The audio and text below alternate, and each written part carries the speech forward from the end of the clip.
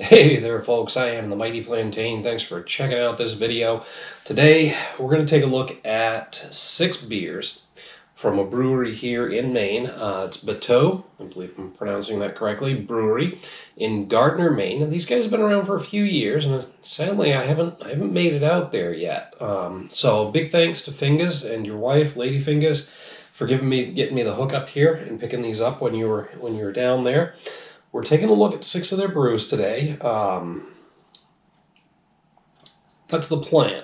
As I was poking around at these, realizing they're 16 ounces apiece, I realized that I might have set myself up, excuse me, for failure here. That's 72 ounces of beer, and some of these are fairly heavy, so we'll have to pace things a bit, but I think we'll get through all 6 of them today. All right, so just give you the quick rundown and the order in which we're going to drink these. We're going to start with Cold, Dark, and Lonely, which is a dark lager, and it's at 5.6% ABV, but they do not have the IBUs listed on this.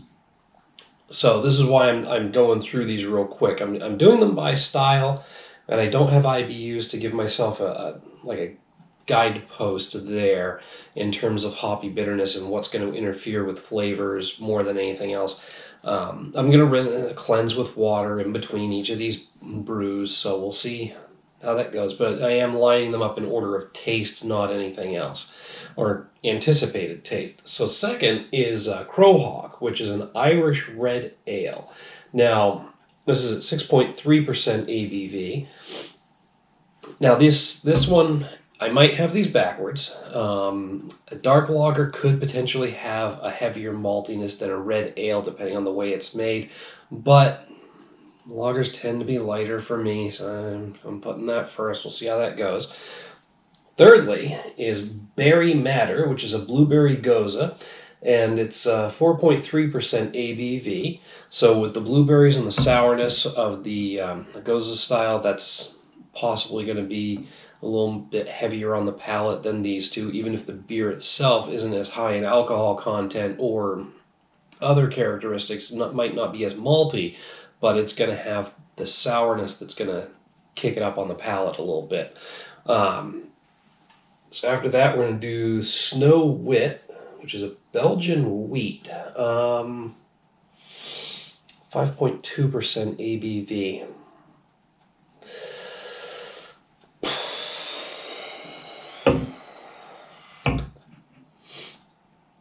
Belgians tend to have a bit of sourness to them as well based on the yeast, but the overall style should be lighter on the palate than a blueberry goza. I don't know, I must have been thinking something else at the time that I arranged these, but we're going to go that way instead. And then Dingley Block, which is a pale ale at 5.6% ABV. This one is going towards the end because a pale ale sometimes can be hoppy. Now, this could backfire on me. If this is not a hoppy pale ale, then it would belong at the beginning because pale ales tend to be light and easier to drink. But if it's a hoppy one, then it belongs at the end, especially right before this one here, which is 4 Oars, a West Coast inspired double IPA. So double IPAs tend to have higher IBUs, would be more hoppy than regular IPAs. So we're going to put that one at the end. A lot of people, this is a rookie mistake, think that the lighter color or character in terms of appearance of a beer means that it goes towards the beginning of your lineup and then darker beers go towards the end. And that's true until you get into the hoppy beers. Hoppy beers, you want your less hoppy beers ahead of your higher hoppy beers, but you also want to put any hoppy beers at the end of your lineup because you can drink stouts all night long, but if you had a really nice juicy double IPA first, the hops are going to still be there on your palate at the end, and you're going to be drinking stouts and tasting hops, which there's nothing wrong with that, but you're not getting a true taste of that beer necessarily. So a little bit on beer tasting there, and I'm also thinking that 8.5% ABV in the last beer of the evening is probably a mistake. Typically, if you're drinking for drinking's sake, you want to put your heavier ABV beers first and then move down towards the lower ones just to kind of help pace yourself. So again, there could be a couple of disasters in the making here, but we're going to stick with it. It is Sunday, May 30th of 2021, right before Memorial Day, which is the only reason I'm doing this many beers on a Sunday. Usually, just a couple on a Sunday is good enough, but since I don't have to work tomorrow morning, I can do a typical night of drinking. So, all that being said,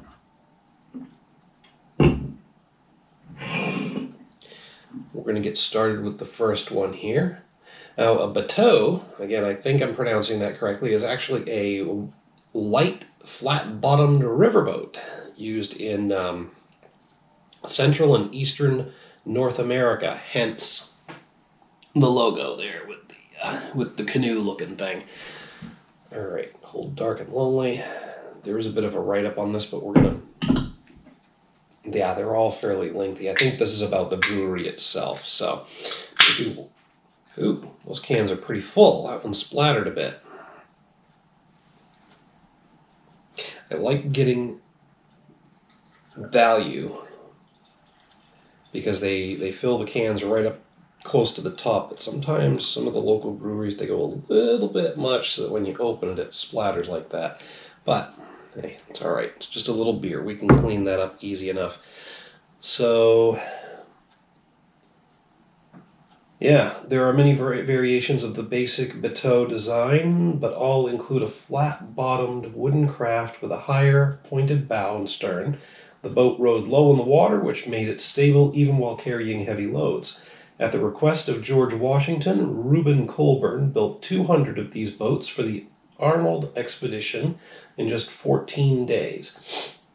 When Arnold arrived with his army at Colburn's home on the Kennebec River on September 21st, 1775, he noted that they were smaller than he expected and would need 20 more. Reuben and his craftsmen had these additional boats ready in 3 more days. Okay, so there's a little more interesting stuff. Established 2019, so they have only been around for a couple of years, not a few, so that's good. It means that I haven't necessarily slacked off too much on not getting out there, because Gardiner is a pretty short jaunt from here. All right, I know, we're here for the beer. I believe that covers any segues I should be making in this entire video, so hopefully I can keep things focused. Look at that. That is a nice dark beer. Lots of bubbles coming up from underneath there. Yeah, dark lager. It's definitely got that slightly reddish, light brown color to it that tells me that it's not a heavier beer just in appearance, but I am loving this dark color. It's almost like a well-brewed cup of coffee. Certainly smells like beer, though. Yeah, just a general beeriness to it. There's maybe a hint of roastiness.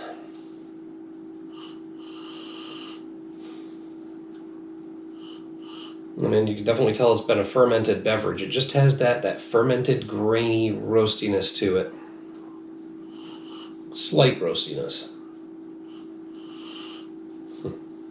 Nothing in particular coming through in the aroma, though.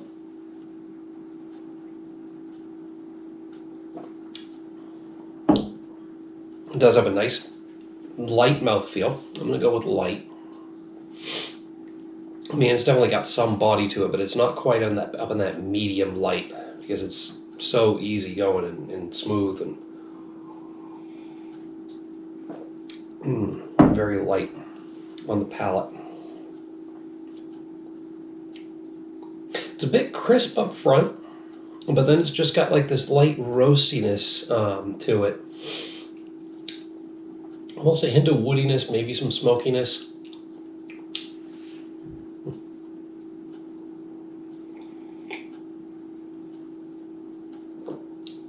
Obviously easy drinking and refreshing. It's not bad. There's nothing crazy jumping out at it for me. No really off the wall or intense flavors. It's just a good, easy drinking beer. If you go here with having to visit Bateau or pick up a variety pack or anything from them, and somebody who's drinking with you isn't necessarily a big beer drinker, this is going to be one that you're going to want to steer them towards because it's just a generally nice beer, easy to drink, and it's not going to offend them with anything too crazy that they're not used to in things like, and not that I'm drawing a comparison here, things like Budweiser, Coors Light, Miller Lite. Again, it's just because it's that easy drinking beer, general beeriness, but this is more roasty than those, hence the dark lager. So it's not going to be offensive to your friends who don't appreciate craft beer, I guess is what I'm really getting at there. Bad comparison aside. But it is definitely a nice, roasty, dark lager. I'm going to give it a 3.5 out of 5. Now, I'm trying to say this only once during the video, but on a scale of 1 to 5, 2.5 is average. So a 3.5 is pretty damn good. Again, it's not anything that's blowing me away, but it's slightly above average. It's a good beer. I would definitely drink it again, and I got nothing negative to say about it. So I'm going to finish this one up, and we're going to move on to the next, which is the Crowhawk Irish Red Ale. I'm going to put these back in the fridge so they don't get too warm in the meantime, because I'm not gonna guzzle this down real quick. I've got several hours left in the evening. No sense pushing it. We're going to pace it. All right, so next up is the Crowhawk Irish Red Ale. Let's get this one going. Now, we're going to go slowly here because of the splatter from the last one. Usually, when one beer from a place is filled that high, they tend to do it with all of them. No splatter that time, so either I was more gentle or it was just below the splatter level of fill. Alright, I got a more aggressive pour on that one, so I was able to put a better head on it. We'll try to keep doing that.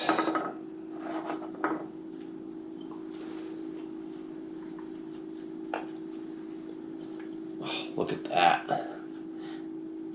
Fairly effervescent. About the same number of bubbles, but they don't seem to be as spread out as in the last beer. It's definitely got a lighter color.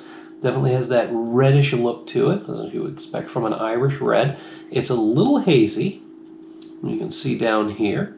So that's interesting. A lot of Irish reds tend to be more clear than that, so I'm not sure if it's possibly more hopped than some others, but definitely has a nice red look to it. Whew, pardon. I'm liking it.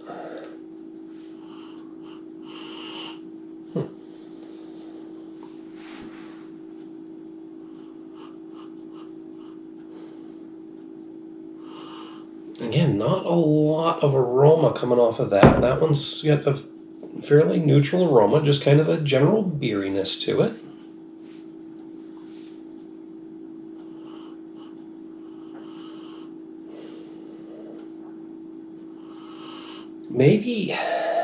Maybe just a really, really faint, slightly floral aroma.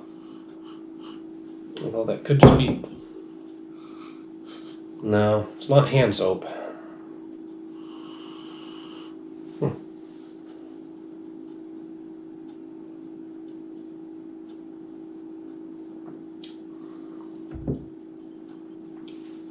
It's got a nice medium light mouthfeel.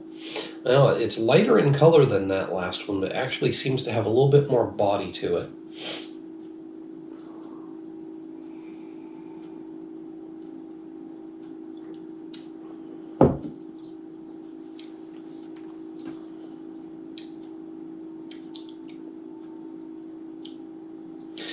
Slightly roasty with just a hint of sweetness. Maybe just a tad sour in there.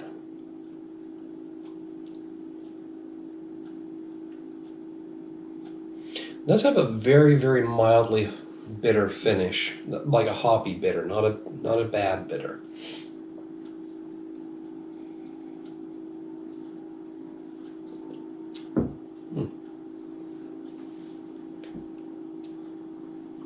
Yep, just a nice, lightly roasted graininess, just a faint hint of sweetness, maybe a tad of sour, almost like the kind of sourness you get from the Belgian that's coming up with the strains of yeast that they use tend to impart a little bit of sourness to the beer. It's that kind of sourness, and again, it's very, very faint, almost not there, and then a slightly bitter hoppy finish, but nothing really overstated. It's not bad.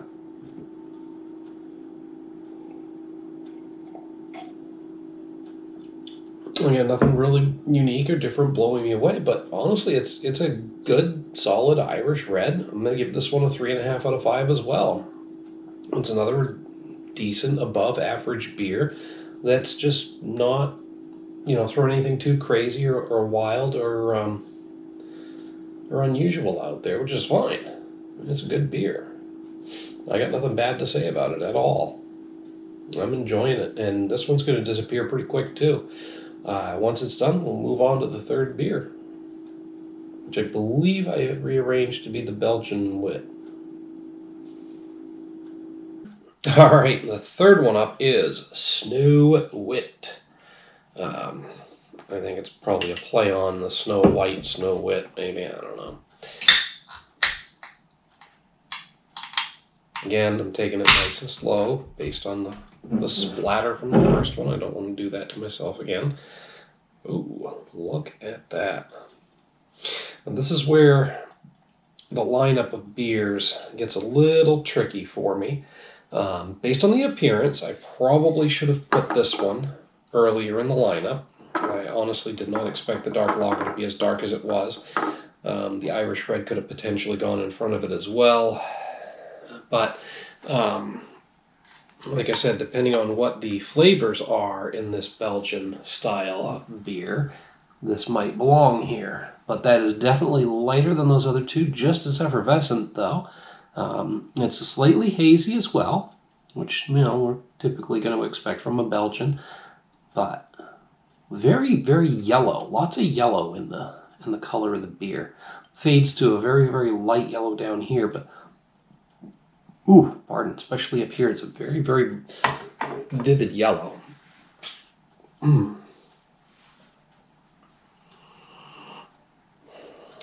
Definitely getting a bit of a Belgian sour aroma off of that. Light graininess. Hint of crispness, almost like fresh cut grass. But definitely an underlying sour note to it as well.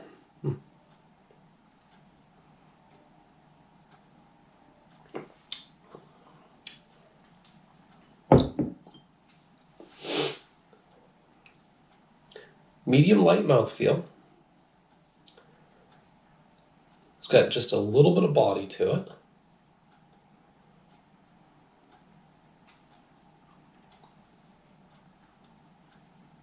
It's very light graininess to it.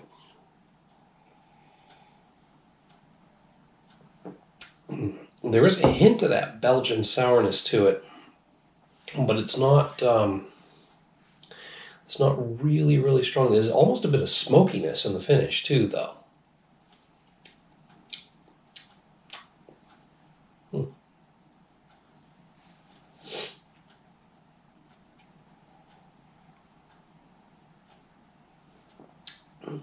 It's good. I mean, like I said, light graininess up front, slight hint of Belgian sourness, a bit of smokiness in the finish, Maybe some hoppy bitterness as well, but not anything overstated. I will tell you this: if I were to drink these again, I would put the wit first, the Irish Red second, and then the dark lager third. And for both of those to have more body and character to them, or a more overwhelming presence on the palate than a dark lager, even a dark lager, that says something about that dark lager. But yeah, this one's another 3.5 out of 5 from me. It's another solid above average beer. There's just nothing too crazy or off the wall, but it definitely is what I would expect from a Belgian wit.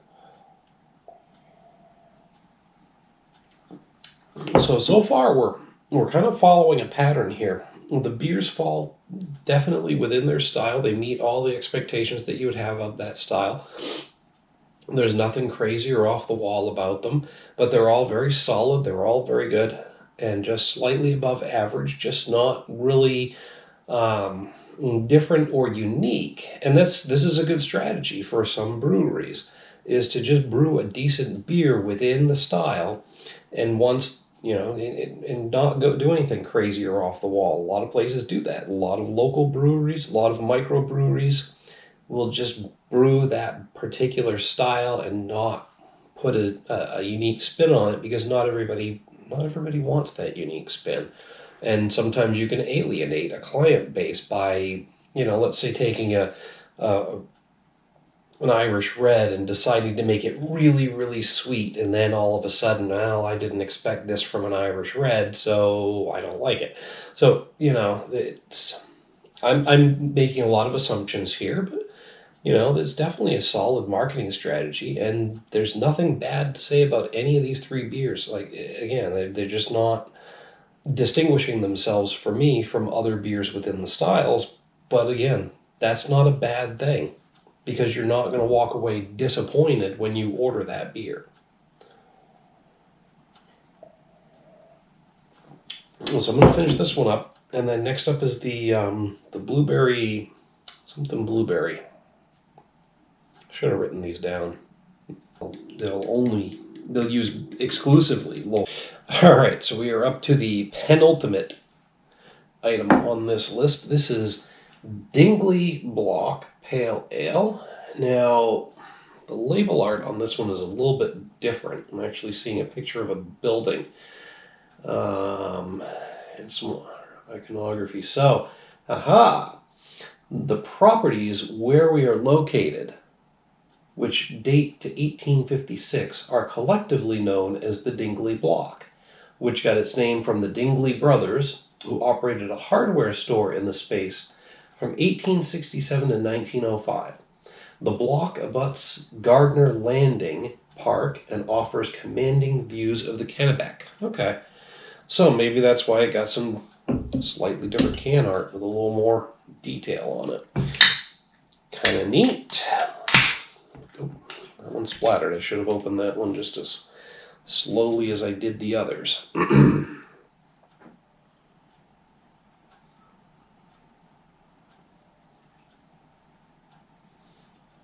Alright, we want to get less aggressive with this because we don't want to have to wait for the head to go down. Give it a good tip at the end there. Ooh. Now that has a bit of a hoppy aroma coming off of it. Yeah, I should have flattened those tabs out a little bit more. Oh well. Hopefully the whole thing doesn't fall over. We will be very careful not to jostle it. But yeah, look at that. That is quite orangish yellow and quite hazy. I almost think I can see particulates floating in there as well. Slightly effervescent. There's a bunch of bubbles still coming up from that, but not quite as pronounced as some of the other beers that they've put out, or that we've tried tonight. There's a distinctly hoppy aroma coming off of that. Just an overall hoppy bitterness. Now, I'm more keyed heavily towards citrus and pine, so I'm going to pick up on those. And I'm getting citrus from this.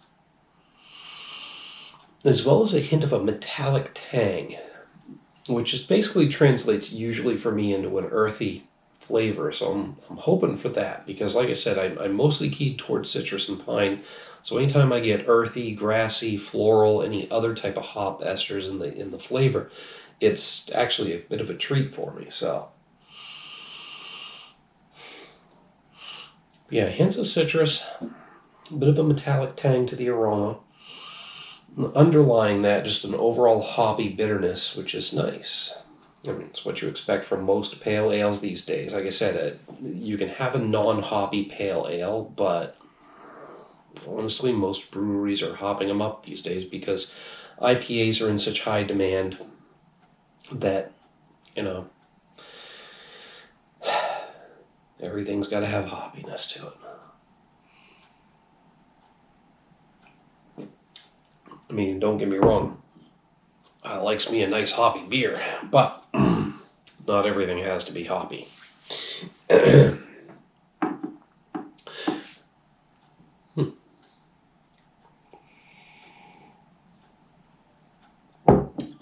Nice medium mouthfeel. So it's got some body to it, but not too much. It still goes down pretty easy. It's got a clean, crisp finish.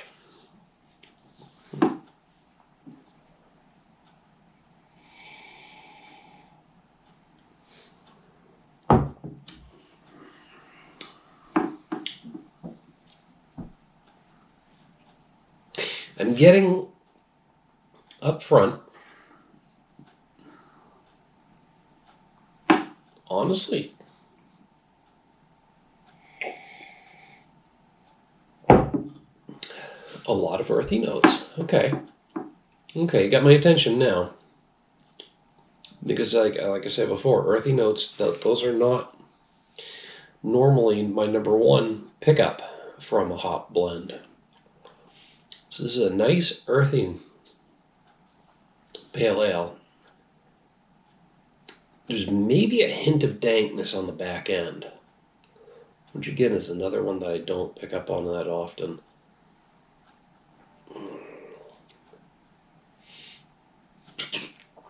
Pardon.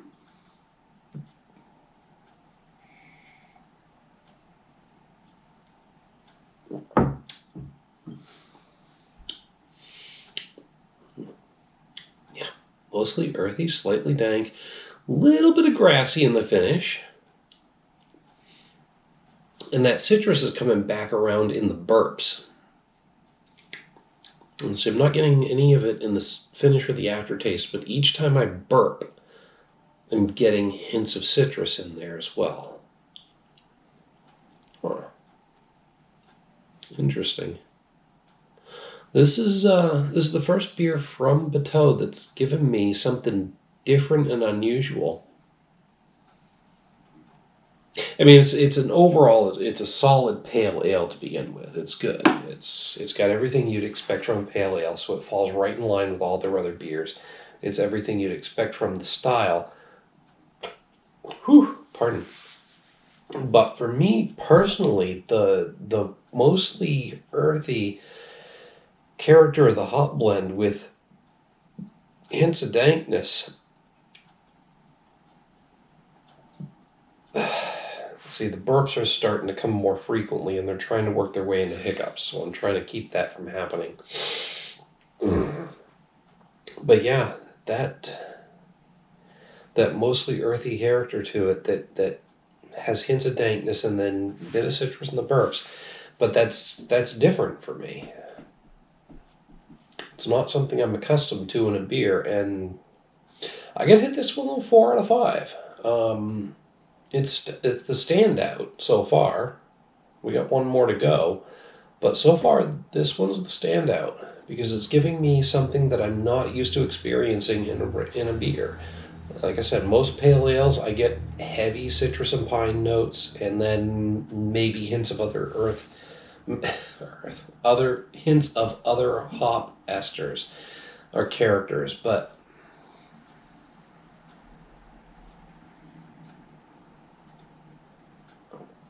this one's hitting me up front with earthiness, giving me a hint of dankness, and some grassiness in the finish, and then when I burp, it's citrus. So, yeah, solid 4 and a 4.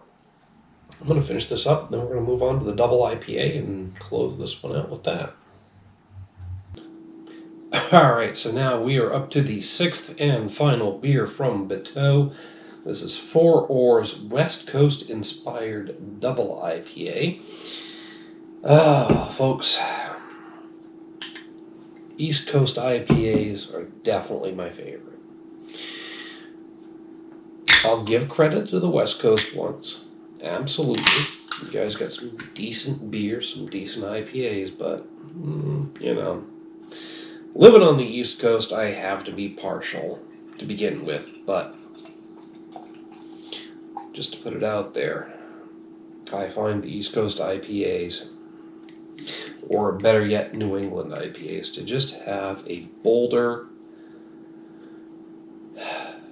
more complex hop flavor than others. And the pyramid is complete with 6 beers. I think the top one is off frame, and so is the top of my head at some points during this video because I'm still adjusting to the new fucking table and camera arrangement. Anyway, wow, that is definitely a reddish copper colored IPA. It's very hazy. Not seeing a lot of bubbles coming up, but I am seeing a few from that nucleation point down at the bottom. Nucleation. Cavitation. Nucleation. Nucleation. I always get the two mixed up. Anyway, looking really good, honestly. Halfway decent head on that without really putting a lot of effort into it. It's not fading. That is a very hazy, very copper-colored double IPA.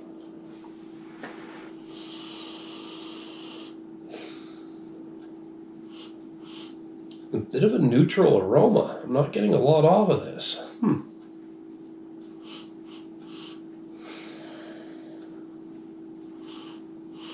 Honestly, maybe a slightly molassesy aroma.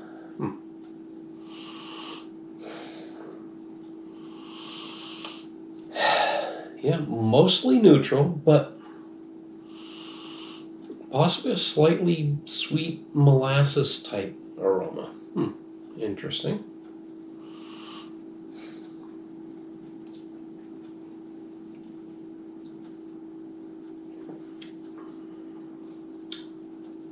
Nice medium mouthfeel.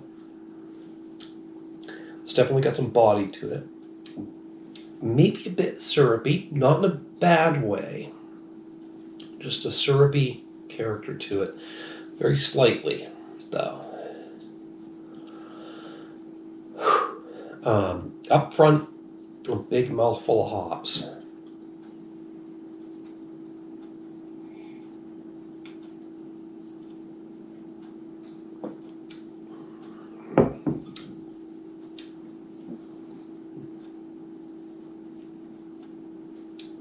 Definitely got some body to it. Again, a little bit of a syrupy character to the mouthfeel.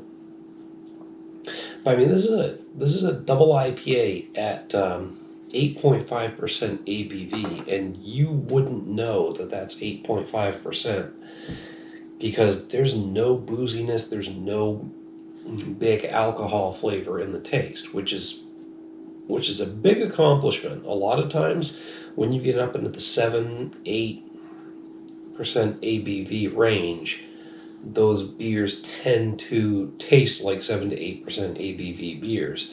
Especially when you hit up into the double digits, it gets more and more obvious. But still, at 8.5%, for it to be so smooth and drinkable is an accomplishment in and of itself.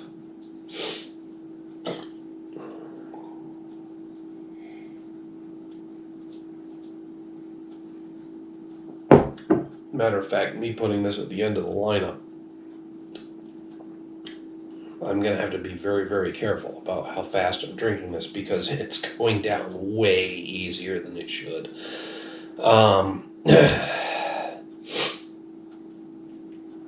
But that's just it. Double IPA should be, out of the styles here, it should be the last one in your lineup. But this one's remarkably easy to drink for an 8.5% double IPA.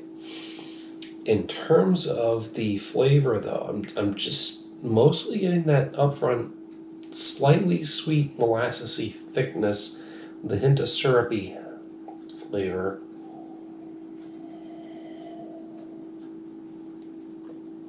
I'm getting a big burst of hoppy bitterness when I swallow. It's resolving down, and it's taken some time. It's resolving down into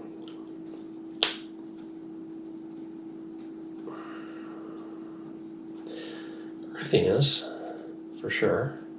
So that being number one, again, I'm just as impressed by that as I was in their pale ale. Hints of dankness, hints of grassiness. Earthy, dank, grassy.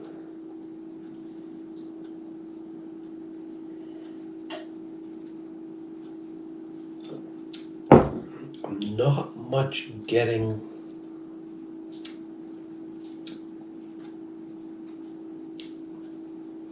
okay, there's hints of pine there. Not really getting any citrus. So this one's impressing me as well.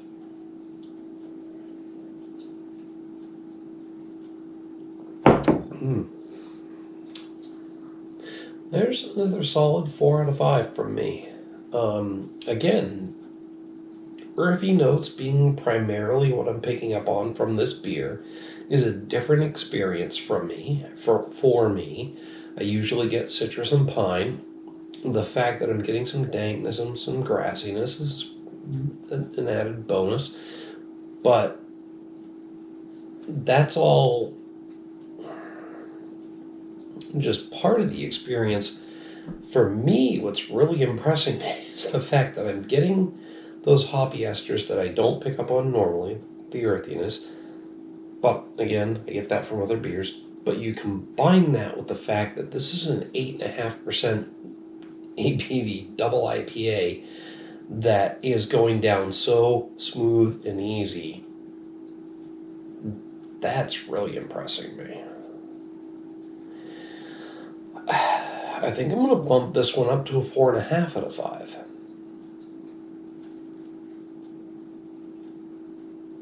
Yeah, we're landing on a 4.5 out of 5 for this.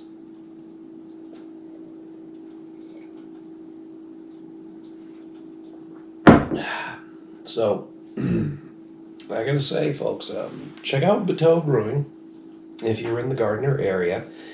For me, personally, I go to a lot of local breweries. I go when I get a chance, or I pick their stuff up in stores. And what I see is places that have an IPA heavy catalog. Some places are exclusively all IPAs, because that's what the market is demanding. And I've said it before and I'll say it again, not every IPA deserves the attention it gets. Pardon. Because with so much demand and so much demand out there, so much demand out there for IPAs.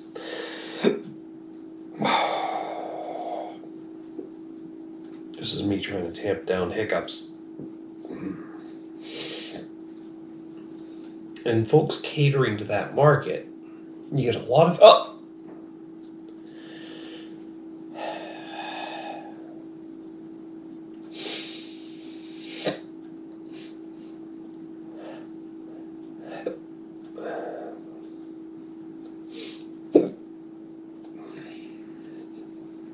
I'm not having luck with these hiccups, so I'm going to wrap this up as faster than I was going to. But with so much demand for IPAs out there, and so many people trying to cater to that market, what you find is there are a lot of IPAs on the market. They're not all that great. Let's be honest about it. Some are better than others. When I've gone through 6 styles from Bateau, 4 of them were pretty much your run-of-the-mill beers. They were good. They were characteristic of the style. They're above. Oh, these hiccups are going to piss me off. They're above average. Their IPAs, though, stand out. This is not always the case. So, the pale ale is not particularly an IPA, but it's still a hoppy beer, and we'll put it in the same category as.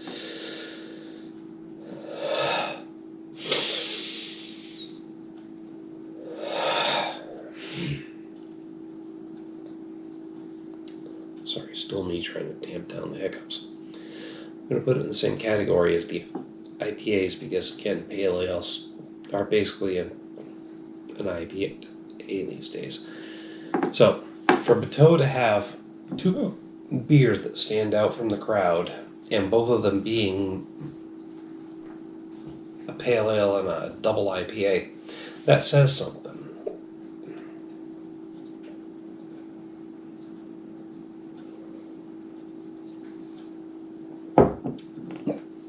Rest of their beers are good, but their hoppy beers are standouts.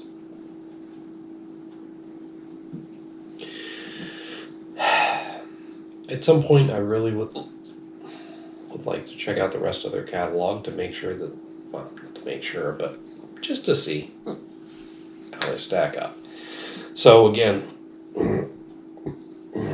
pardon those fucking hiccups. I'm going to try and wrap this up without making too much of an ass of myself with the hiccups.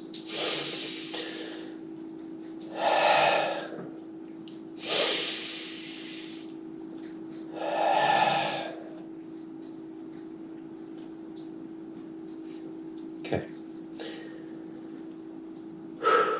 There are 2 things that cause hiccups, folks.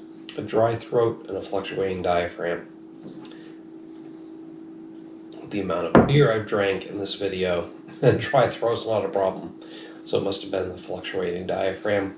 Regulate your breathing 9 times out of 10, you can get rid of those hiccups. So, fuck.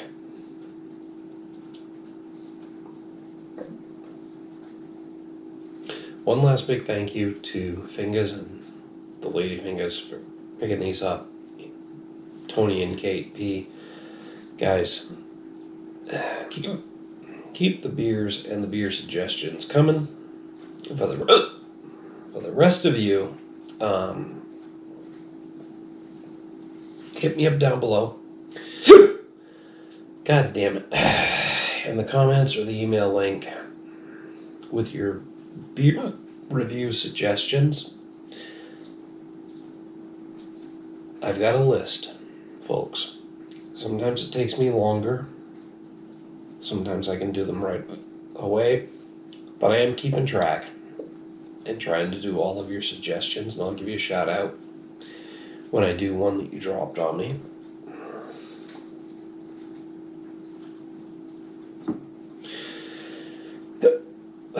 God damn it.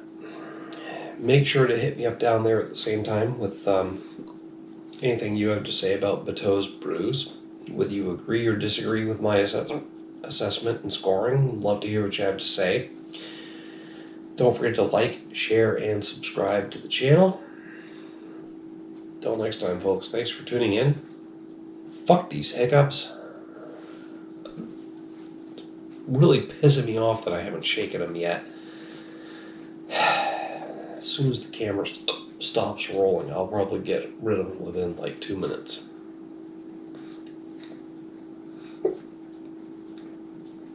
Till next time. Cheers.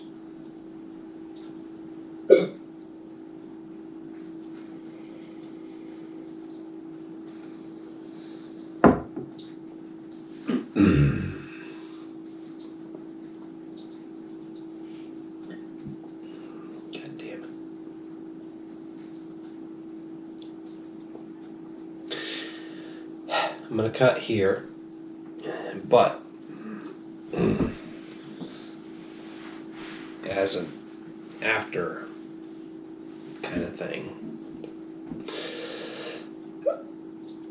I'm going to try and kick these hiccups. And I'll only post it if I'm successful.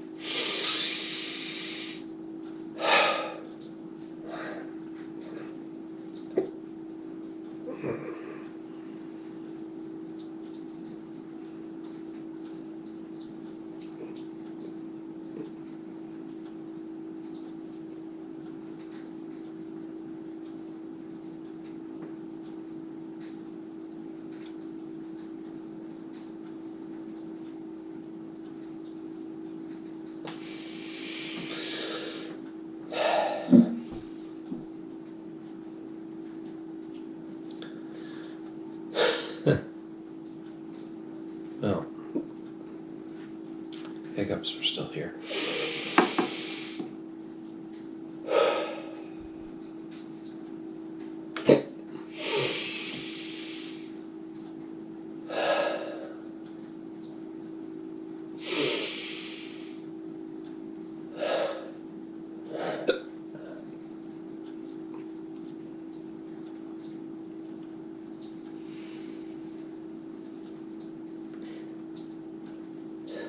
If nothing else, I learned that 11 seconds with my lungs fully expelled is the longest I can hold my breath.